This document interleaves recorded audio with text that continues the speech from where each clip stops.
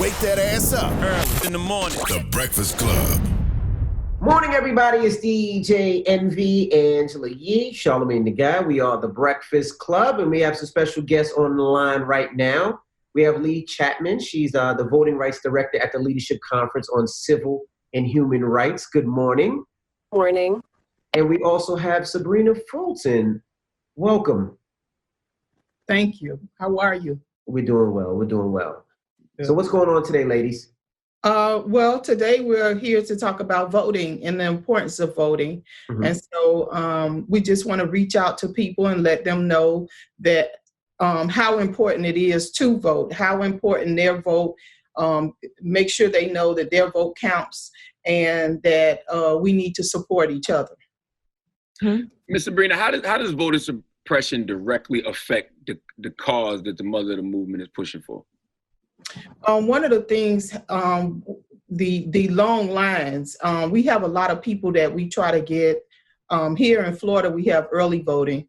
So it's not a big issue with us on election day, but we just want to make sure that people don't have problems voting, because we do all of this, do all these things to make sure people come out and vote. And when they get there, they have to experience these long lines. They have to experience them not being able to vote because of their precinct change or something like that, something they didn't know about ahead of time.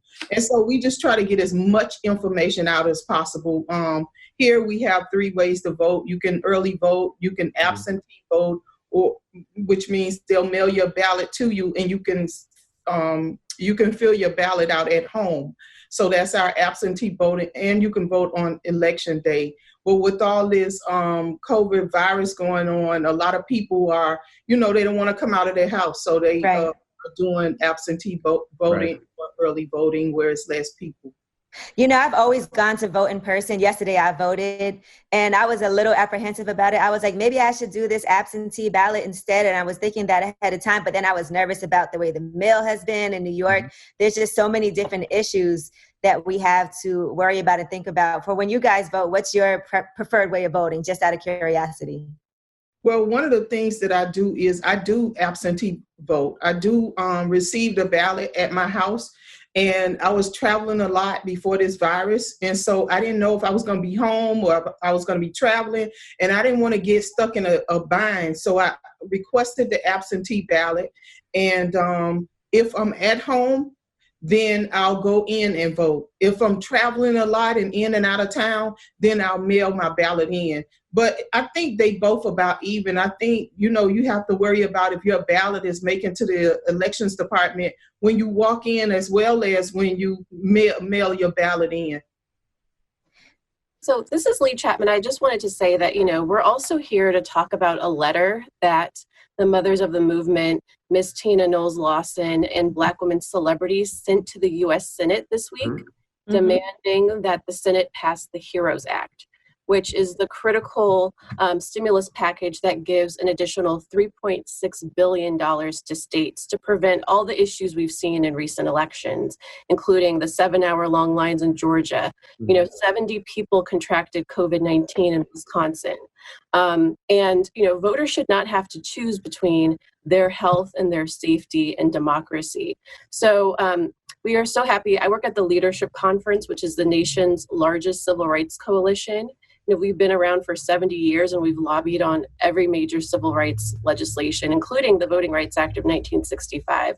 So we were extremely happy to work on this letter with Sabrina Fulton, with the Mothers of the Movement, because it's critical to make that connection between policing, the protests, what we're seeing now in our country, and the change that we can all exercise at the ballot box. And this letter is unique because it does that. How do we go about change? We were talking before, maybe do it online. I grew up in Queens, which is a Black area. And when we had to vote, there was lines around the corner. I moved out to New Jersey, which is more of a white area, and there's nobody anymore. There's so much space. There's so many districts where people can vote and not have to see people. But if I'm voting, I'm scared. I'm concerned because coronavirus is there. Now, if I'm waiting on long lines, it's about my health. And we know that our community have underlying conditions. We have diabetes. We have high blood. There's so many different things. So how do we change that where people feel comfortable to vote? Is it online voting? Is it, mailing? What do you suggest? What do you guys think? Well, it's not online yet, just because the internet is not safe enough for the transaction of voting with all the hacking we saw in 2016. But one thing we're advocating for, and one thing that the HEROES Act would do, would have all the options for voters. So it would have mail-in voting nationwide. Every state does not have mail-in voting right now. It would have at least 2 weeks of early voting in every state in the country, so people can safely social distance and vote. It would have safe in-person voting, same-day voter registration.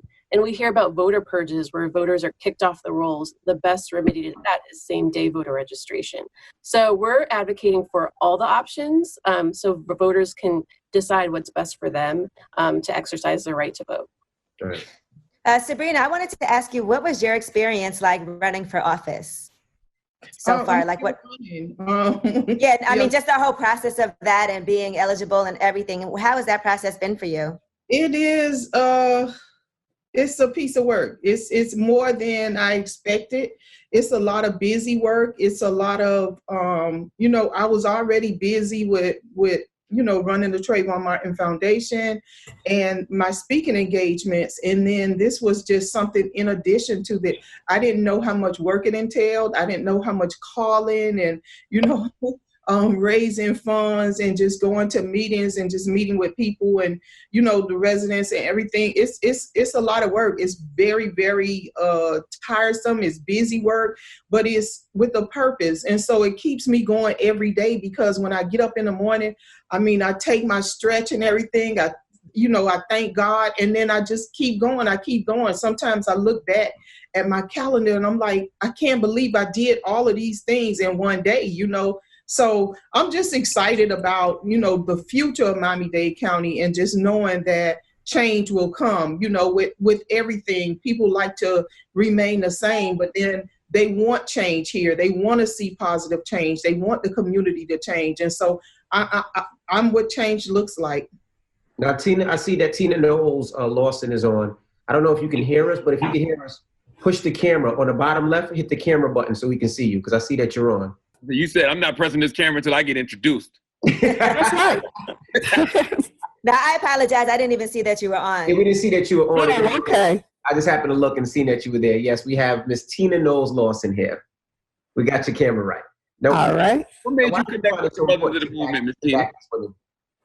I'm sorry. What made you connect with the mothers of the movement? Oh, my goodness. Well, I have been working with the Leadership Council of Civil and Human Rights on And Still I Vote campaign. And I've been knowing Sabrina and some of the other mothers from years ago. And I just thought that this was a great way to connect the dots for our people, because I still get so many comments about people believing that their voices don't make a difference. And I mentor kids, and I had a meeting with them about having a drive to register their family members to vote. And the general consensus was that, whether we vote or not, it's not going to make a difference. And that is, that's the attitude of a lot of people. And I feel like the connection with the mothers will, connect the dots for people. That if you don't vote at the local level and you don't have a say in who your mayor is, who hires the police chief or the district attorney who tries these cases, that you won't be able to make a difference and you won't have a voice. So you have to vote, and we have to educate our people on the power that they have to galvanize and get together and vote. And I got involved with them because I've been doing absentee voting for probably 15 years. I never mail my ballot in. I always have someone take it in, and you can do that as well.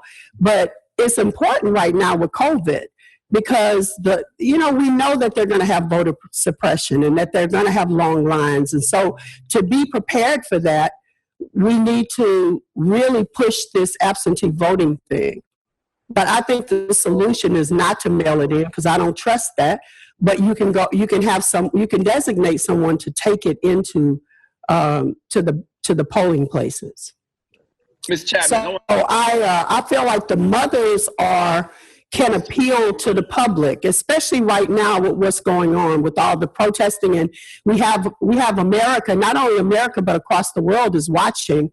And this is a great time to try to galvanize and make a difference in that way. And I mean, who is not going to listen to these amazing mothers that are, we all stand in solidarity with them right now. That's right. Ms. Chapman, I want to ask you a question. I feel like people aren't raising enough hell about the voter suppression. Like what happened in Kentucky Yes. was blatant voter suppression. And I'm like, November's right around the corner. We Right. saw that in 2016. How are we supposed to defeat that in November? Yeah. What happened in Kentucky yesterday was ridiculous. You know, Louisville and Lexington only had one polling place. And in Louisville, that was one polling place for 600,000 voters. And we saw when the polls closed yesterday in Louisville, voters were banging on the doors to get in because the polling place actually locked the doors on them. Now, they were actually able to get in and vote, but that's voter suppression, plain and simple. We need to make noise about this. That's why this letter is so critical, and this is why we're grateful for the mothers of the movement, Miss Tina Knowles Lawson, and other celebrities to lift this up, because we need to talk about voter suppression. And a lot of this is intentional. It's made to make it harder for brown and black voters to vote. And standing in a line for 7 hours is voter suppression. Right. Some people might see that line and turn around and say, okay, I can't even do this right now. I'm leaving. Right, exactly. When people have childcare, they have work obligations. People don't have time. But, our campaign at the leadership conference is And Still I Vote.